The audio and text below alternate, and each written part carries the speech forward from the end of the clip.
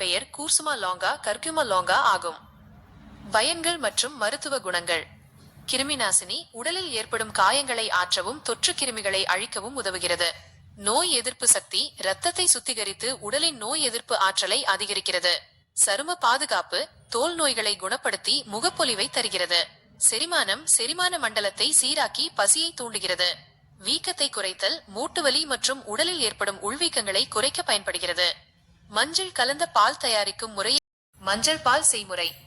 1. ஒரு பாத்திரத்தில் 1 டம்ளர் பால் ஊற்றி காய்ச்சவும். 2. அதில் 1/4 தேக்கரண்டி மஞ்சள் தூள், 1 சிட்டிகை மிளகுத்தூள் மற்றும் சிறிது இஞ்சி சேர்க்கவும்.